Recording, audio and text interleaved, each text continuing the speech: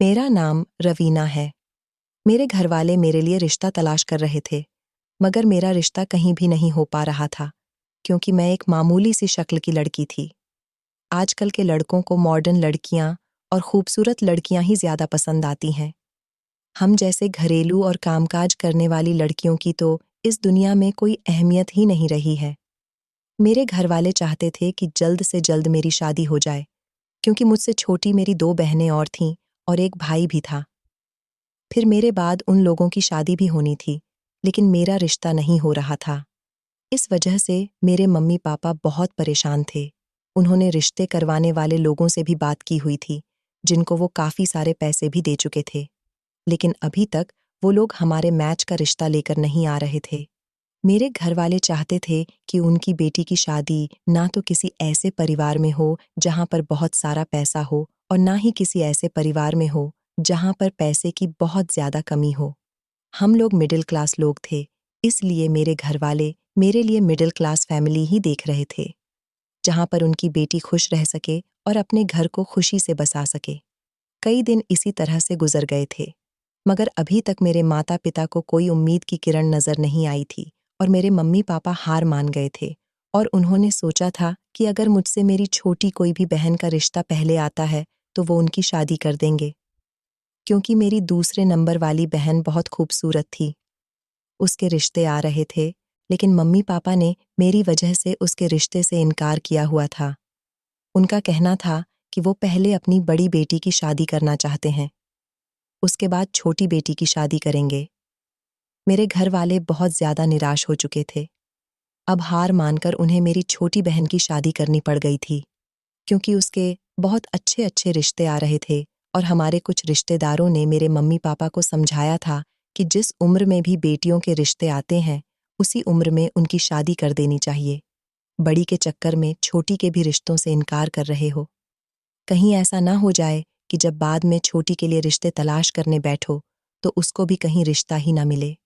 आप जैसे बड़ी के लिए परेशान हो रहे हो, इसी तरह छोटी के लिए भी परेशान होते रहोगे।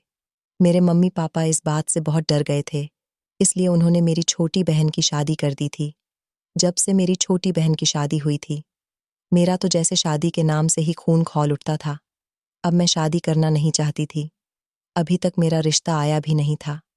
मेरे मम्मी-पापा हमेशा मेरे लिए परेशान रहते थे, मगर मैं उनसे कह देती थी कि आपको मेरे लिए परेशान होने की ज़रूरत नहीं है। अब मुझे शादी करने का कोई शौक नहीं है। अगर हुई तो कर लूँगी और अगर नहीं हो सकी तो सारी ज़िंदगी इसी तरह से गुजार दूँगी। मम्मी कहने लगी कि बेटा ऐसा नहीं हो सकता। एक न एक दिन हर लड़की को अपने ससुराल जाना ही होता है। मैंने कहा, मैं तो ससुराल जाने से इनकार नहीं कर रही ना। अब मेरा रिश्ता नहीं लग रहा तो इसमें मेरी क्या गलती है? मैंने तो अपनी शादी की उम्मीद ही छोड़ दी थी।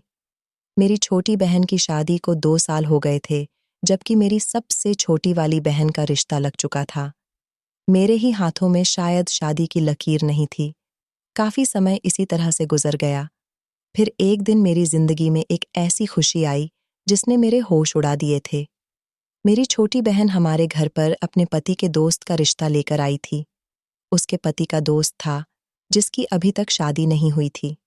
मेरी बहन ने बताया था कि उसके पति के दोस्त ने उसकी ही शादी में मुझे पसंद कर लिया था। न जाने उसे मेरे अंदर ऐसी कौन-सी बात भा गई थी, जो उसने मुझसे शादी करने का फैसला कर लिया था और वो बार-बार मेरी बहन से कह रहा था कि तुम अपने घर जाकर अपनी बड़ी बहन के रिश्ते के बारे में बात करो। मैं उनसे शादी करना चाहता हूँ। अपनी बहन के मुँह से ये सब सुनकर मैं बहुत हैरान हुई थी। मुझे अपने कानों पर विश्वास नहीं हो रहा था। मेरी बहन ने जब मम्मी-पापा से आकर इस बारे में बात की, तो मेरे मम्मी-पापा ने लड़के को देखने का फैसला किया था।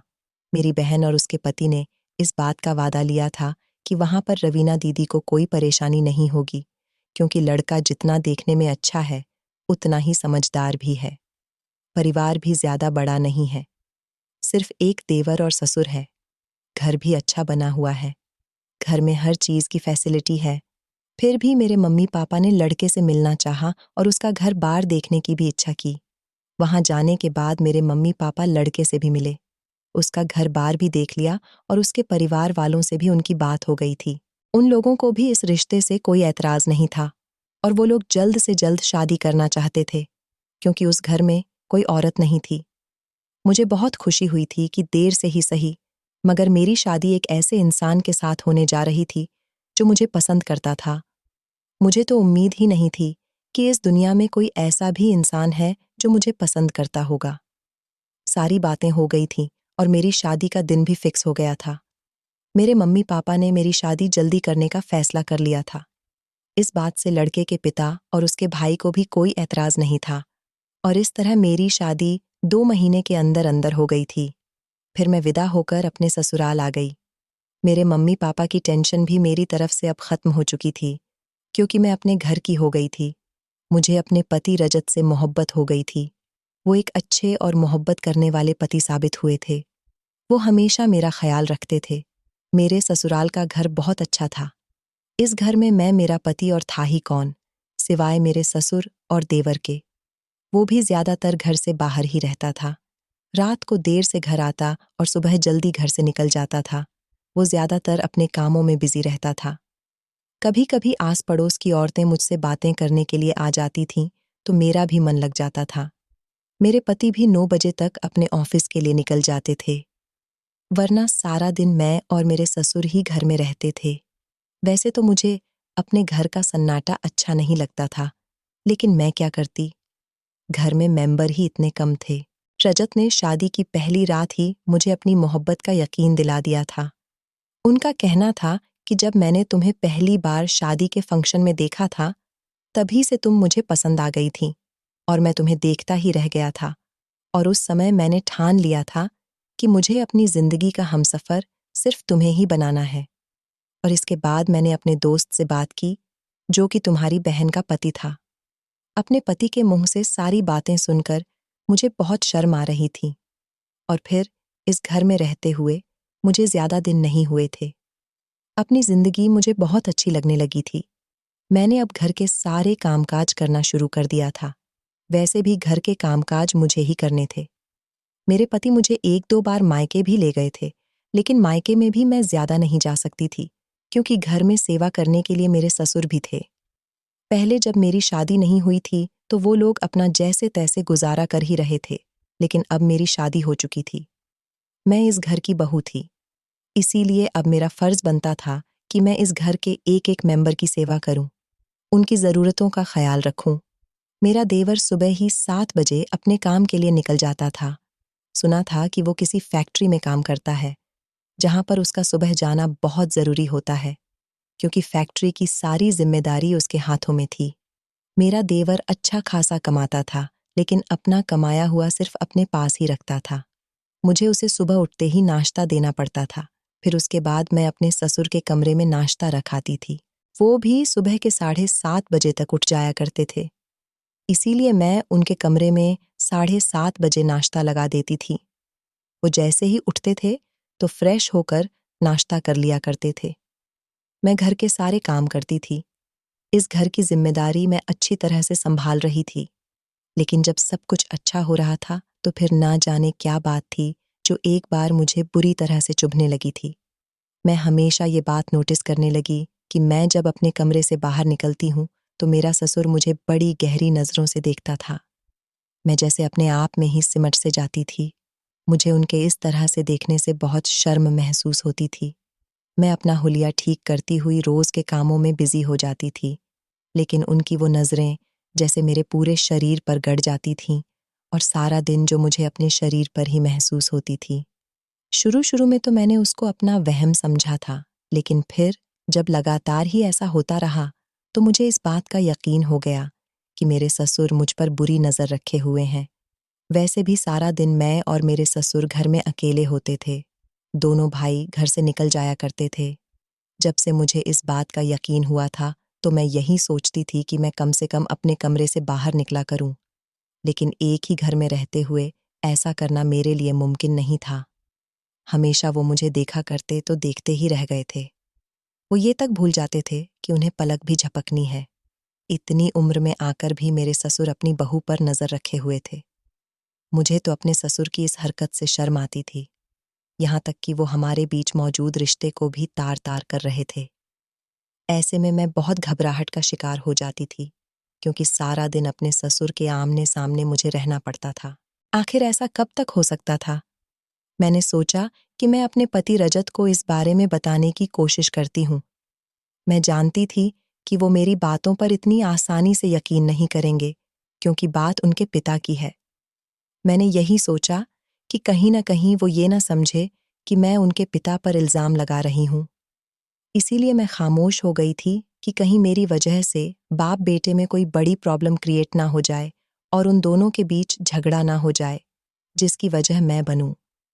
ये सोचते ही मैंने इस बारे में अपने पति से कोई बात नहीं की, लेकिन मैं तो खुद ही हर समय सावधान सी रहती थी, जितना होता अपने ससुर की नज़रों से बचने की कोशिश करती थी।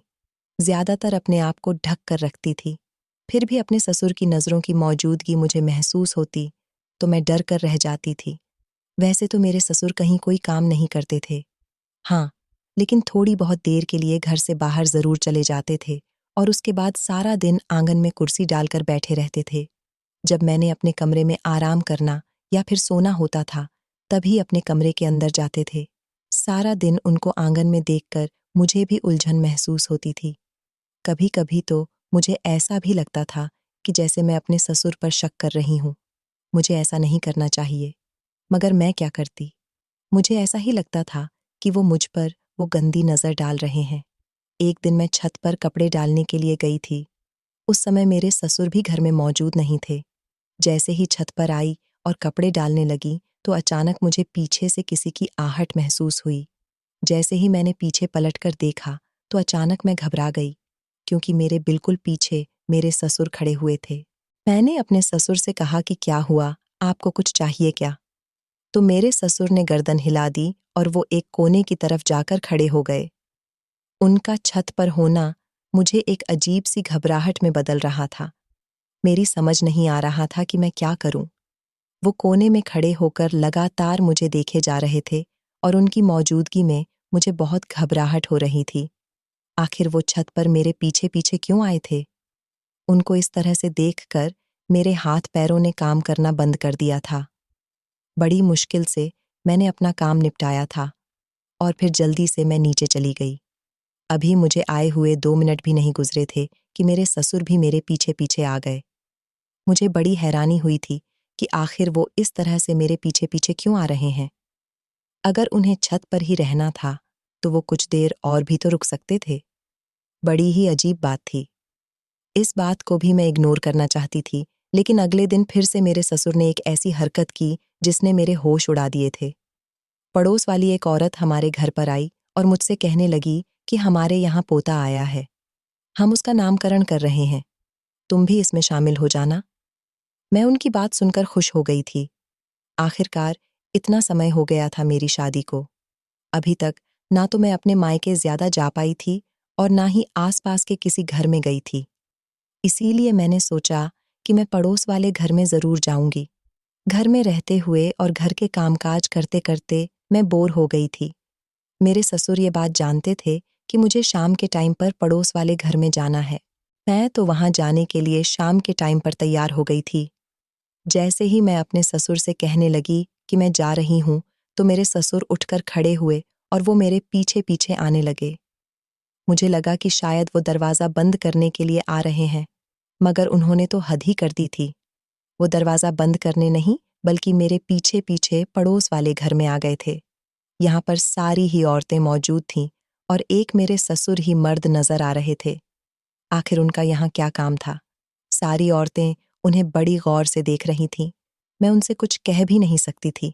उनकी ये हरकत मुझे बहुत बुरी लगी थी और उनकी मौजूदगी में वहाँ पर मुझे अजीब-सा एहसास हो रहा था। पूरे 10 मिनट मैं वहाँ पर रुकी और वहाँ से घर वापस आ गई थी। मेरे पीछे-पीछे ही मेरे ससुर भी वापस आ गए थे और फिर आते ही वो दोबारा से आंगन में कुर्सी पर बैठ गए और लगातार उनकी नज़रें मुझ पर ही थीं। मैं अपने कमरे में आकर फूट-फूट कर रोई थी और आज मैं अपने पति के घर आने का इंतज़ार कर रही थी। अपने ससुर के होते हुए मेरा वक़्त बड़ी मुश्किल से गुज़रता था। फिर मेरे पति का फ़ोन आया कि उन्हें आज घर आने में देर हो जाएगी। उस दिन मैं ज़्यादातर अपने कमरे में ही बंद रही थी, क्योंकि अब मुझे बुरी तरह से अपने ससुर से डर लग रहा था। रात का 1 बज रहा था। मुझे बहुत तेज भूख लग रही थी। वैसे तो मैं अपने पति का इंतजार कर रही थी कि मैं अपने पति के साथ ही खाना खाऊंगी। फिर मुझे ध्यान आया कि मुझे ससुर जी को भी खाना दे देना चाहिए। आखिर रात के 1 बज गया है। मुझे लगा इस समय तो वो अपने कमरे में जाकर सो जाते हैं। मुझे उनके कमरे में ही खाना रखकर आना होगा। मैं जैसे ही अपने कमरे से बाहर निकली तो ये देखकर दंग रह गई कि मेरे ससुर मेरे कमरे के बाहर ही खड़े हुए थे। उन्हें देखकर मैं अचानक घबरा गई। मैंने उनसे कहा, मैं आपको खाना दे देती हूँ, खाना खा लीजिए। मैंने अपने ससुर को खाना दिया और फिर मैं दोबारा से अपने कमरे में आ गई थी। अब मुझे अपने ससुर से और भी ज्यादा डर लग रहा था। मैंने अपने पति को कॉल लगाई और उनसे कहा कि जल्दी घर आ जाओ। मेरे पति ने कहा था कि मुझे घर आने में बस आधा घंटा लगेगा। रात के लगभग 2 बजे मेरे पति घर पर आए थे। जब तक मेरे ससुर अपने कमरे में जाकर सो चुके थे, मेरे पति और मैंने एक साथ खाना खाया। इस दौरान अपने ससुर के बारे में उनसे बात करना चाहती थी, मगर उन्होंने कहा कि मुझे तो बहुत तेज नींद आ रही है। खाना खाने के बाद जल्दी से लाइट ऑफ कर देना, मुझे सोने देना। मैं बहुत थक चुका हूँ और इसी वजह से मैं अपने पति से कोई बात नहीं कर पाई थी। सुबह मेरे पति को जल्दी ऑफिस जाना था, क्योंकि इन दिनों उनके ऑफिस में काम बहुत ज्यादा बढ़ गया था। मेरे पति घर में नहीं होते तो मैं अपने कमरे को अंदर से बंद कर लेती थी। घर का काम भी बड़ी मुश्किल से हो पा रहा था, क्योंकि अब मैंने उनके सामने जाना बहुत कम कर दिया था। ज्यादा से ज्यादा मैं उनकी नजरों से बचने की कोशिश करती थी। कभी अगर किसी काम से मैं कमरे से बाहर निकलती और बाद में कमरे के अंदर आती तो दरवाजा खुला रह जाता, तो मुझे अजीब सी घबराहट महसूस होती थी।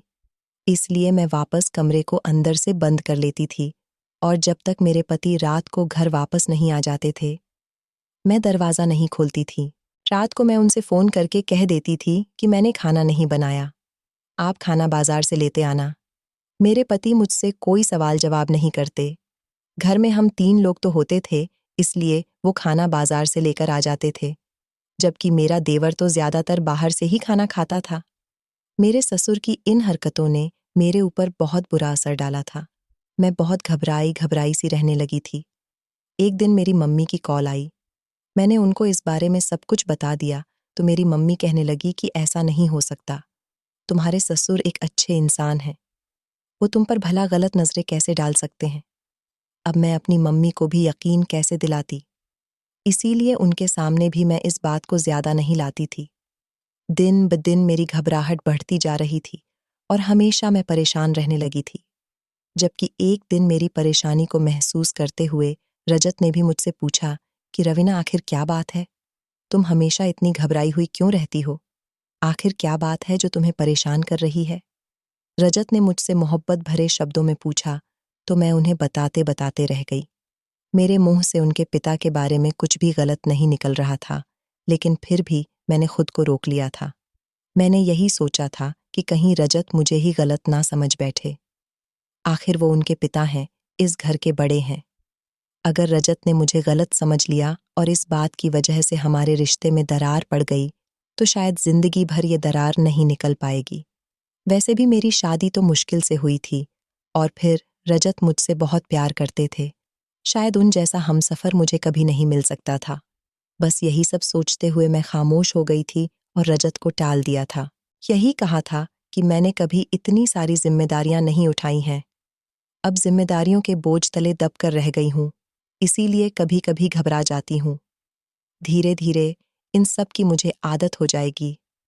आप फिक्र मत करो। मैंने रजत को जैसे तैसे टाल दिया था, लेकिन मेरे दिल में अभी भी अपने ससुर के खिलाफ सब कुछ वैसा का वैसा ही था। और मेरे ससुर की आदत भी अब बदली नहीं थी, लेकिन आज तो हद ही हो गई थी। मेरी शादी को 5 महीने हो चुके थे। मेरे ससुर की तबीयत कुछ ठीक नहीं थी, इसीलिए आज वो ज्यादातर अपने कमरे में मौजूद थे। मैं अपने ससुर के लिए परहेज का खाना बनाने के लिए किचन में चली गई, जबकि वो मेरे कमरे से बाहर निकलने की आहट सुनकर अपने कमरे से बीमारी की हालत में ही बाहर आकर आंगन में रखी हुई कुर्सी पर बैठ गए थे। मैं किचन में काम कर रही थी, लेकिन उनकी नजरें लगातार मुझ पर जमी हुई थीं, क्योंकि हमारा किचन आंगन के ही एक कोने में बना हुआ था। उनकी नज़र तो मुझ पर ऐसी जमी हुई थी जैसे वो मुझे खाना चाहते हों। उनकी नज़रों की आहट महसूस करते हुए मेरा पूरा शरीर कांप रहा था। मैंने अपने आप पर काबू पाते हुए जल्दी से उनका खाना तैयार किया और बर्तन में निकालकर अपने ससुर को दे दिया था। मेरे ससुर ने खाने के ट्रे थाम ली थी और फिर उस समय भी उन्होंने मुझे बड़े गौर से देखा था। इतने गौर से देखा था कि मैं अंदर तक कांप उठी थी। मैं फौरन वहां से अपने कमरे में आ गई और आते ही मैंने अंदर से दरवाजे को कुंडी लगा ली थी। अब मेरा सारा दिन इसी तरह से गुजरा था और शाम से पहले मुझे कुंडी नहीं खोलनी थी। शाम को जैसे ही रजत घर पर आए तो मैंने अपने ससुर की शिकायत उनसे कर ही दी थी, क्योंकि अब मैं उनसे बहुत ज्यादा तंग आ चुकी थी। उनकी वजह से घर का कोई काम भी ठीक से नहीं हो पा रहा था, क्योंकि आज सारा दिन मेरा बहुत घबरा घबरा कर गुजरा था। इसीलिए मैंने अपने पति को सब कुछ बता दिया था। ये सब सुनकर मेरे पति हैरान तो हुए थे और फिर एक जोरदार हंसी हंसते हुए कहने लगे, अरे यार, तुम्हें जरूर कोई गलतफहमी हुई है। मेरे पापा ऐसे नहीं हैं। वो तो बहुत शरीफ इंसान हैं। पूरे मोहल्ले में मेरे पापा की इज्जत है। यहाँ के लोग उनकी बहुत तारीफ करते हैं कि उन्होंने कभी किसी औरत को नजर उठाकर नहीं देखा। न जाने तुम्हें ऐसा क्यों लगा, जबकि वो तो ऐसे बिल्कुल भी नहीं है। रजत ने लापरवाही से कहते हुए अपने कपड़े उठाए और बाथरूम में नहाने के लिए चले गए। मैं एकदम से हैरान रह गई थी। मुझे यकीन नहीं आ रहा कि रजत ने मेरी बात को थोड़ा भी सीरियस नहीं लिया था। मुझे आइडिया था कि रजत मेरी इस बात का यकीन नहीं करेंगे, लेकिन मुझे लगा था कि वो मेरी बात पर थोड़ा सा तो ध्यान देंगे ही। उन्होंने तो ना मेरी बात को ध्यान से सुना था और ना ही कोई अहमियत दी थी। इसीलिए मैं खामोश हो गई थी। मैंने बात दोबारा से अपने पति से नहीं कही थी। मैं नहीं चाहती थी कि वो समझे कि मैं उन्हें उनके पिता के खिलाफ भड़का रही हूँ। इसीलिए उस समय तो मैं जैसे तैसे खामोश हो गई थी और फिर कुछ दिनों के बाद भी मेरा डर कम नहीं हुआ था। लेकिन अब मैंने अपने ससुर पर नजर रखनी शुरू कर दी थी। मैं देखती थी कि वो सारे दिन क्या करते हैं। एक दिन देवर घर आया और उसने अपना सामान पैक कर लिया और कहने लगा कि वो कुछ दिनों के लिए दूसरे शहर काम करने के लिए जा रहा है। मेरा देवर मेरे ससुर से कहने लगा कि पापा जी, आप भी मेरे साथ चलो, वो शहर बहुत अच्छा है। आप मेरे साथ वहाँ काम में थोड़ा बहुत हाथ बटा देना। इस तरह आपकी तबीयत भी कुछ बहाल हो जाएगी। लेकिन मेरे ससुर ने मेरे देवर से उसके साथ चलने से साफ इनकार कर दिया। अब मेरा देवर उनके साथ ज्यादा जोर जबरदस्ती भी नहीं कर सकता था। इसीलिए वो अपना सामान लेकर घर से निकल गया। देवर के जाने के बाद तो मेरे ससुर पूरी तरह से घर के ही होकर रह गए थे। अब तो वो थोड़ी देर के लिए भी घर से बाहर नहीं जाते थे। पहले तो वो थोड़ी बहुत देर के लिए अपने दोस्तों के पास चले जाया करते थे, मगर अब जब उनका कोई दोस्त घर के दरवाजे पर उन्हें बुलाने भी आता था तो वो कह देते थे कि मुझे कहीं नहीं जाना। उनके पास मोबाइल फ़ोन तो था, लेकिन वो फ़ोन पर भी किसी से बात नहीं करते थे। मैं हैरान होती थी कि आखिर ये कैसा इंसान है। उनकी ज़िंदगी में आखिर ऐसी क्या परेशानी है कि ये ऐसा क्यों कर रहे हैं? लेकिन मैं तो उनसे बातचीत करने से भी डर जाती थी। ना जाने कैसे मेरे दिल में ये डर बैठ गया था। अब वो हमेशा घर में बैठे रहते और खामोशी से इधर-उधर ताकते रहते थे। मैं जब आंगन में आती, तो वो मुझे भी अजीब नज़रों से घूरते थे, जिसकी वजह से मुझे उलझन महसूस होती थी। एक दिन तो गज़ब ही हो गया। मौसम बहुत बदल रहा था और धीरे-धीरे गर्मी बढ़ती जा रही थी। उस दिन भी बहुत ज़्यादा गर्मी थी। मैं किचन में काम करके काफ़ी बुरी तरह से पसीने में भीग चुकी थी। अभी तक मेरा पति तो घर पर नहीं आया था, लेकिन मेरे ससुर अपने कमरे से बाहर निकलकर आंगन में रखी हुई कुर्सी पर बैठ गए थे और मैं किचन में काम कर रही थी। उनकी मौजूदगी का एहसास मेरे रोंगटे खड़े कर रहा था, इसलिए मैं फटाफट अपना काम निपटा रही थी। उस समय मुझे बहुत घबराहट हो रही थी। पसीना सिर से लेकर पैर तक आ रहा था और मेरा बस नहीं चल रहा था कि कौन सी घड़ी हो और मैं जल्दी से किचन से बाहर निकलूं। जैसे तैसे मैंने काम खत्म किया और समय देखा तो मेरे पति के आने का वक्त हो रहा था। इसलिए जब मैंने अपनी हालत देखी तो पसीने की वजह से मेरे सारे कपड़े भीग चुके थे और अजीब सी बदबू मेरे अंदर से आ रही थी। मैंने अपने कपड़े उठाए और मैं नहाने के लिए बाथरूम में चली गई। इस समय शाम के 6 बज रहे थे और गर्मी इस समय भी अच्छी खासी हो रही थी। मैं जैसे ही नहाने के लिए बाथरूम में गई तो थोड़ी देर के बाद लाइट ऑफ हो गई थी। मुझे बहुत घबराहट हुई। मैं बाथरूम के अंदर यही सोच रही थी कि मैं क्या करूं। ना तो मेरे पास रोशनी का कोई इंतजाम था और ना ही मुझे पता था कि लाइट कब तक आएगी। इस घर में इन्वर्टर भी नहीं था, इसलिए कभी-कभी दिक्कत का सामना करना पड़ जाता था। लेकिन आज मेरे साथ ऐसा पहली बार हुआ था कि मैं बाथरूम में आई थी और फौरन ही लाइट बंद हो गई थी। मैं यही सब सोचते हुए अब खामोशी से बैठी हुई थी। तभी अचानक मुझे दरवाजे के नीचे से एक रोशनी सी महसूस हुई और उसके साथ ही किसी का हाथ दरवाजे के नीचे से अंदर आया। मैं घबरा गई थी और एकदम से चिल्लाने लगी। चिल्लाते चिल्लाते मुझे कुछ होश ही नहीं रहा था कि कोई मुझे आवाज दे रहा है, मगर मैं तो अपने ही चिल्लाने में मग्न थी। मुझे डर लग रहा था। मुझे कुछ समझ नहीं आ रहा था कि ये कौन है और मेरे साथ क्या हो रहा है।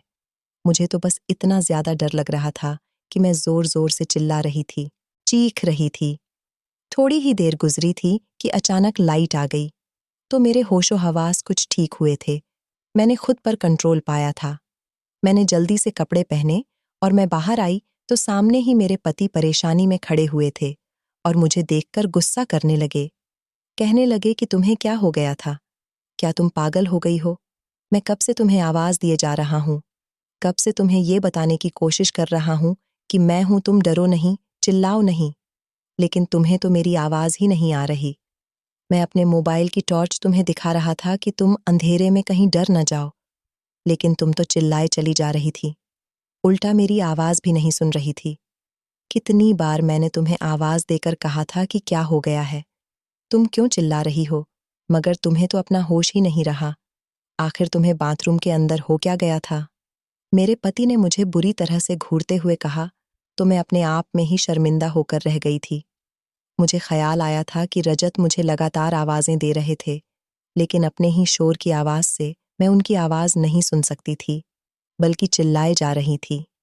मैं बुरी तरह शर्मिंदा होकर रह गई थी और इसी शर्मिंदगी को मिटाने के खातिर मैंने उन्हें कहा कि दरअसल मुझे तो पता ही नहीं था कि आप घर पर आ गए हों। मैं इस वजह से ज्यादा डर गई थी कि मुझे अंधेरे में डर लग रहा था और ऊपर से वो रोशनी उस समय बहुत खराब, डरावनी महसूस हो रही थी। बस इसीलिए मैं थोड़ा घबरा गई और चिल्लाने लगी थी। मैंने अपनी गलती को मान लिया था। मेरे पति तो जैसे तैसे खामोश हो गए थे, लेकिन उनके चेहरे के गुस्से का अंदाजा अभी भी लगाया जा सकता था। मैं बहुत शर्मिंदा हो रही थी। मेरी समझ नहीं आ रहा था कि आखिर मुझे क्या हो गया था।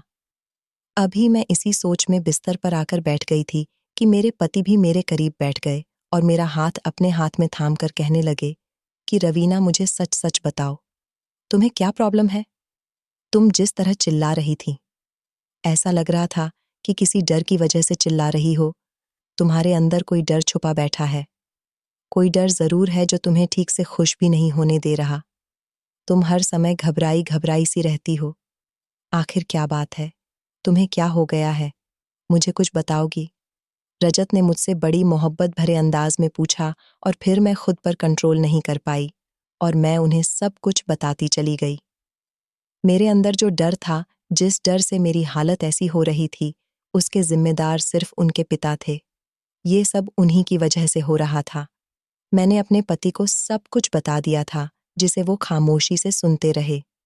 लेकिन मैं वो सब कुछ कहते हुए बहुत रो रही थी। मेरे पति ने मुझे गले से लगा लिया और मुझे तसल्ली देने लगे। कहने लगे कि खामोश हो जाओ और रोने की जरूरत नहीं है। मेरे पति ने मुझसे कहा कि रवीना, दरअसल ये गलती मेरी है। मुझे ये सब कुछ तुम्हें पहले ही बता देना चाहिए था, वरना शायद आज तुम इस तरह से डर का शिकार ना हुई बैठी होती। मैंने झट से अपनी पत्नी की तरफ देखा। मेरे पति कहने लगे कि दरअसल मेरे पापा बहुत अच्छे इंसान थे। हमारे मोहल्ले में उनकी बहुत इज्जत थी। वो सर उठाकर और सीना तानकर चलते थे। मेरी मम्मी से उनकी लव मैरिज हुई थी। मम्मी से इतना प्यार करते थे कि उन्होंने अपने घरवालों के खिलाफ जाकर मम्मी से शादी की थी। मेरे दादा दादी मम्मी पापा की शादी के खिलाफ थे। उनको मेरी मम्मी कैरेक्टर से बिल्कुल भी अच्छी नहीं लगती थी। हालांकि मेरे पापा मम्मी की खूबसूरती पर मर मिटे थे, इसीलिए उन्होंने अपने माता पिता से लड़ झगड़ कर मेरी मम्मी से शादी कर ली थी। मम्मी का इस दुनिया में कोई नहीं था। यही वजह थी कि सब लोग उनको गलत समझते थे और मेरे पापा को यही लगता था कि जिस लड़की के सर पर माता पिता का साया नहीं होता, उनको लोग गलत समझते हैं। मम्मी को सहारा देने के लिए पापा ने उनसे मोहब्बत की और इज्जत के साथ उन्हें घर में लेकर आ गए थे। मम्मी भी इस शादी से बहुत खुश थीं। पापा ने उनको दुनिया जहान की सारी खुशियां दी थीं और फिर मम्मी की वजह से मेरे पापा अपने माता पिता से दूर हो गए। फिर मेरा जन्म हुआ और फिर 3 साल के बाद मेरे छोटे भाई का जन्म हुआ। सब कुछ बिल्कुल ठीक चल रहा था। मेरे पापा मम्मी पर बहुत भरोसा करते थे, लेकिन मेरे दादा दादी हमेशा मेरे पापा से यही कहते थे कि तुम इस लड़की के खातिर हमें छोड़ रहे हो। देख लेना, एक दिन तुम्हें बहुत बड़ी मुश्किल का सामना करना पड़ेगा। मेरे पापा को मम्मी की मोहब्बत के आगे कुछ दिखाई ही नहीं देता था। उन्होंने मेरे दादा दादी से पूरी तरह से सारे संबंध खत्म कर दिए और फिर कई साल इसी तरह से गुजर गए। पहले मेरी दादी दुनिया से चली गई और फिर मेरे दादा अपने बेटे के दूर होने के सदमे से दुनिया से जा चुके थे। मैं उस समय 8 साल का था और मेरा छोटा भाई 5 साल का था। मम्मी हम भाइयों से बहुत प्यार करती थी। पापा तो पहले ही अपने घर वालों से दूर रहते थे। दादा दादी के मरने के बाद भी पापा ने उनके घर से अपना कोई हिस्सा नहीं मांगा था, क्योंकि जीते जी मेरे दादा दादी ने पापा को जायदाद से बेदखल कर दिया था और उनके बाकी के 2 बेटों में सारी जायदाद बांट दी थी। इसीलिए मेरे पापा का दादा दादी की किसी भी चीज पर कोई हक नहीं रहा था। मेरे पापा को इस बात का कोई अफसोस नहीं था। वो फिर भी अपनी पत्नी और बच्चों के साथ बहुत खुश थे। लेकिन एक दिन कुछ ऐसा हुआ जिसकी मेरे पापा को उम्मीद भी नहीं थी। हालांकि हमें भी उम्मीद नहीं थी कि हमारी माँ हमारे साथ कुछ ऐसा भी कर सकती है। मेरे पापा ने मम्मी पर कभी रोक टोक नहीं की थी। मम्मी को जहां जाना होता था, वो हम दोनों भाइयों को घर में छोड़कर खुद अकेले चली जाती थी, क्योंकि मैं इतना बड़ा हो चुका था कि अपना ख्याल रखने के साथ साथ अपने छोटे भाई का भी ख्याल रख लिया करता था। पापा मम्मी से पूछते थे कि आखिर तुम कहाँ जाती हो, तो मम्मी पापा से कहती थीं कि मैं अपने दोस्तों के यहाँ चली जाती हूँ। पापा इस बात पर बेफिक्र रहते थे और उन्होंने मम्मी से पलटकर कभी कुछ नहीं कहा था, क्योंकि वो अपनी पत्नी पर बहुत भरोसा करते थे। इसीलिए भूल कर भी उन पर शक नहीं कर सकते थे।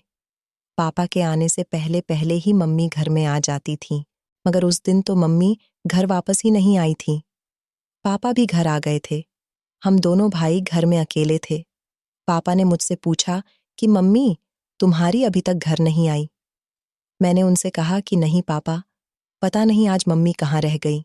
मम्मी को घर से निकले हुए पूरे 7 घंटे हो गए थे। मेरे पापा मम्मी के लिए बहुत परेशान हो रहे थे, इसलिए जब पापा की बर्दाश्त से बाहर हो गई, तो वो मम्मी को ढूंढने के लिए निकल गए।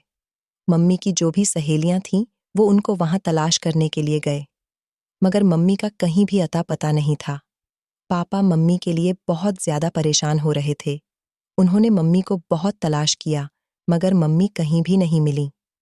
2 दिन इसी तरह से गुजर गए थे। तंग आकर पापा ने पुलिस में जाकर मम्मी की गुमशुदगी की रिपोर्ट लिखवा दी थी। पुलिस ने मम्मी को ढूंढने की कोशिश की तो पता चला कि मम्मी ने अपनी मर्जी से हमारे ही मोहल्ले में रहने वाले एक 3 बच्चों के पिता से शादी कर ली और वो उसके साथ भाग गई हैं और अब वो मेरे पापा के साथ नहीं रहना चाहती। पुलिस वाले इस मामले में कुछ नहीं कर सकते थे, क्योंकि ये हमारा घरेलू मैटर था। हाँ, इतना जरूर था कि उन लोगों ने मम्मी का पता लगाकर पापा को सारी इन्फॉर्मेशन दे दी थी। लेकिन ये खबर सुनकर मेरे पापा बुरी तरह से टूट कर रह गए थे। उन्हें अब ये एहसास हुआ था कि उनके माता पिता ने मम्मी से शादी करने पर रोक लगाई थी, तो वो गलत नहीं थे। पापा बहुत अफसोस कर रहे थे कि अगर वो अपने माता पिता के जीते जी उनकी बात पर यकीन कर लेते, तो शायद आज उन्हें ये दिन देखना न पड़ता। मम्मी सच में कैरेक्टर लेस औरत थी। उन्हें ये भी शर्म नहीं आई कि उनके 2-2 बच्चे थे और वो अपने 2 बच्चों को छोड़कर किसी दूसरे मर्द के साथ भाग गई थीं और एक ऐसे पति को छोड़कर चली गई थी जो उनसे बेहद प्यार करता था, जिसने उनकी वजह से अपने परिवार को छोड़ दिया था। मम्मी की इस बेवफाई पर पापा बुरी तरह से टूट कर रह गए थे। पापा ने बड़ी मुश्किल से हम दोनों भाइयों की परवरिश की थी, मगर वो अपने होश में नहीं रहते थे। फिर मैं जवान हुआ और मैंने घर की सारी जिम्मेदारी को संभाल लिया। मम्मी के बिना रहना हम दोनों भाई सीख गए थे, मगर पापा को इस पर सब्र नहीं आ रहा था। पापा ने अपनी हालत बहुत खराब कर ली थी। वक्त के साथ साथ पापा का दिमागी संतुलन बिगड़ गया था। मैंने कम उम्र में ही काम करना शुरू कर दिया था और फिर अपनी पढ़ाई पूरी करने के बाद मैं नौकरी पर लग गया और अपने भाई को भी नौकरी करने के काबिल बना दिया। मगर पापा तो मम्मी के गम में इतने घुल गए थे कि उन्हें पता ही नहीं था कि उनके बच्चे क्या करते हैं। पापा को अब किसी भी औरत पर विश्वास नहीं होता। उन्हें लगता है कि सारी दुनिया की औरतें एक जैसी होती हैं, बेवफा। मेरी जब से तुमसे शादी हुई है तो पापा को यही लगता है कि तुम भी ऐसी ही हो। एक औरत की वजह से पापा को दुनिया की सारी औरतें बेवफा लगती हैं। यही वजह है कि वो तुम पर हर वक्त नजर रखते हैं कि कहीं तुम भी उनके बेटे को धोखा देकर यहाँ से भाग न जाओ। पापा इतने डिप्रेशन में जा चुके हैं कि ना तो हंसते हैं और ना ही ज्यादा किसी से बातचीत करते हैं। बस जिस दिन से तुम इस घर में आई हो, उन्होंने अपना टारगेट तुम्हें बना लिया है, क्योंकि तुम मेरी पत्नी हो और इस घर की बहू हो। मगर मैं जानता हूं कि तुम बहुत अच्छी हो। मैं चाहता था कि ये बात तुम्हारे सामने न आए, मगर पापा की हरकतों ने सारी सच्चाई तुम्हारे सामने खोल कर रख दी। रवीना, मैं अपने पापा की तरफ से तुमसे माफी मांगता हूं। मेरे पापा बहुत बड़ी मुश्किल से गुजर रहे हैं। प्लीज उनकी बातों का बुरा मत मानना। वो सिर्फ मम्मी की वजह से ऐसे हुए हैं, वरना वो तो औरतों की इज्जत करने वाले इंसान हैं। वो कभी भी तुम्हें गलत नजर से नहीं देखते। बस हमेशा उन्हें हर औरत को देखकर यही लगता है कि ये अपने पति को धोखा देना चाहती है, और ऐसा ही उन्हें तुम्हें भी देखकर लगता है। पापा का इलाज लगातार चल रहा है। बस तुम प्रार्थना करो कि वो ठीक हो जाए और पहले की तरह नॉर्मल हो जाए। कई सालों पहले मम्मी की बेवफाई का सदमा अपने दिल से निकालकर अपनी जिंदगी को खुलकर जिए। मेरे पति मुझे अपने पिता की पूरी कहानी डिटेल से बता चुके थे। मेरा दिल तो हैरान हो गया था। मुझे सच में उनके बारे में कुछ नहीं पता था। अब मुझे उनकी सारी सच्चाई पता हुई तो अपने ससुर के कैरेक्टर पर यकीन आ गया कि वो एक अच्छे इंसान हैं और अंदर से इतने दुखी और परेशान हैं। मैंने शर्मिंदा होते हुए जल्दी से अपने पति से माफ़ी मांगी तो उन्होंने मुझे गले से लगाकर माफ़ कर दिया था और कहने लगे कि मुझे तुमसे कोई शिकायत नहीं है। मेरे पापा भी तुम्हें मम्मी की तरह समझते हैं, क्योंकि एक मर्द को जब उस औरत से धोखा मिलता है जिसे वो टूट कर चाहता है तो वो बिखर कर रह जाता है और फिर उसे किसी पर विश्वास नहीं रहता। मैं तुमसे रिक्वेस्ट करना चाहता हूं कि तुम मेरे पापा की ऐसी हरकतों को इग्नोर किया करो। हो सकता है कि उन्हें कभी औरत पर भरोसा करना आ ही जाए और वो तुम्हें मम्मी की तरह समझना बंद कर दे। मेरे पति ने ऐसा कहा तो मैंने उनकी बात पर सिर हिला दिया था और उसके बाद मुझे अपने ससुर की किसी भी हरकत का बुरा नहीं लगा था। वो खामोशी से आंगन में बैठे हुए मुझे देखते रहते थे, लेकिन मैं उन्हें इग्नोर कर देती थी। मैंने दोबारा कभी पति से उनकी शिकायत नहीं की थी, लेकिन अब मैंने कोशिश शुरू कर दी थी कि मेरे ससुर जब भी बाहर बैठें तो मैं उनके आसपास चली जाया करूं, इधर उधर की बातें किया करूं। आखिर इतने सालों से अकेले ही वो इस गम को झेल रहे हैं और मैंने ऐसा ही करना शुरू कर दिया था, तो वो मुझे हैरानी से देखते थे। उन्हें इस बात की हैरानी होती थी कि मैं उनके करीब जाकर उनसे बातचीत क्यों करती हूँ, जबकि मैं उन्हें ये बात समझाने की कोशिश करती हूँ कि मैं आपकी बेटी समान हूँ और आपके बेटे से बहुत प्यार करती हूँ। आप मेरे पिता हैं, मैं आपकी सेवा करना चाहती हूँ। मैंने दिल लगाकर अपने ससुर की सेवा करनी शुरू कर दी थी। मैं चाहती थी कि वो अपनी जिंदगी एक औरत के पीछे इस तरह बर्बाद ना करें। इसलिए धीरे धीरे जब मैंने उनसे अपना भरोसा जीत लिया और उनसे बातचीत करना शुरू कर दिया, तो 1 महीने की कोशिश के बाद उन्होंने मुझे अपनी बेटी के रूप में एक्सेप्ट कर लिया था। उन्हीं दिनों मुझे खबर मिली थी कि मैं प्रेग्नेंट हूँ। मैंने जब ये खबर अपने पति को सुनाई तो वो बहुत खुश हुए थे और उन्होंने ये खबर अपने पिता और भाई को भी बताई, जिस पर मेरे देवर का रिएक्शन भी बहुत खुशी भरा था और मेरे ससुर के चेहरे पर भी कई सालों बाद मुस्कुराहट आई थी। लेकिन अपनी तबीयत खराब होने के बावजूद भी मैंने अपने ससुर की सेवा में कोई कमी नहीं की।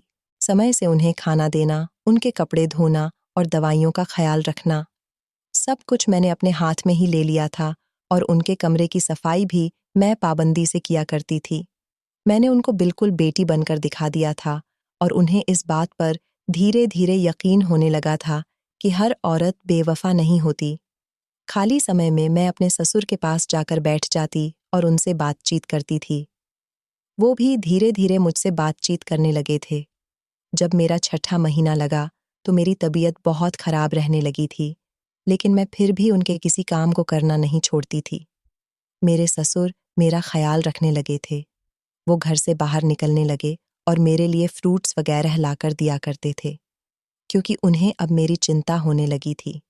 मेरे पति उनका बदलता हुआ बिहेवियर देखकर हैरान होते और कहते कि रवीना, न जाने तुमने पापा पर क्या जादू कर दिया कि वो एकदम से बदलते जा रहे हैं।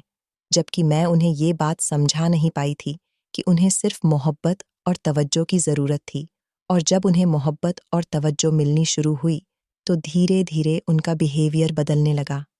उन्हें यकीन होने लगा कि औरत बेटी के रूप में हो, बहू के रूप में हो या फिर पत्नी के रूप में हो, सबका अलग अलग मकाम होता है। ज़रूरी नहीं कि पत्नी बहू बनकर, बेटी बनकर या माँ बनकर बेवफाई कर सकती हैं। हर इंसान का अपना एक अलग रूप होता है। मेरी सास ने मेरे ससुर के साथ जो कुछ भी किया था वो बिल्कुल भी अच्छा नहीं था, मगर वक्त और हालात के साथ साथ मेरे ससुर ने अपने आप को बदल लिया था। उन्होंने घर से बाहर निकलना शुरू कर दिया था, लोगों से बातचीत करना शुरू कर दिया था, अपने बच्चों के बीच बैठना उठना शुरू कर दिया था, और जिस वजह से उनके नेचर में काफ़ी बदलाव आया था, वो खुश रहने लगे थे। और इसी तरह धीरे धीरे मेरी डिलीवरी का समय करीब आ गया था और मैंने एक प्यारी सी बेटी को जन्म दिया था। मेरी बेटी जब मेरे ससुर की गोद में आई तो उन्होंने उसे बहुत प्यार किया था, और अब मेरी बेटी अपने दादा की जान बन गई। मेरे ससुर के चेहरे पर हमेशा मुस्कुराहट रहती है, क्योंकि वो हमेशा मेरी बेटी के साथ खेलते रहते हैं। उसके साथ उनका अच्छा समय गुजरता है। मेरा देवर भी अब घर में ही रहने लगा, क्योंकि घर में उसे अब रौनक दिखाई देने लगी। मेरी बेटी ने अपने दादा के चेहरे पर भरपूर मुस्कान ला दी थी। हमारे घर में अब चारों तरफ खुशियां नजर आती हैं। मेरे ससुर का कहना है कि वो अब मेरे देवर की भी शादी कर देना चाहते हैं।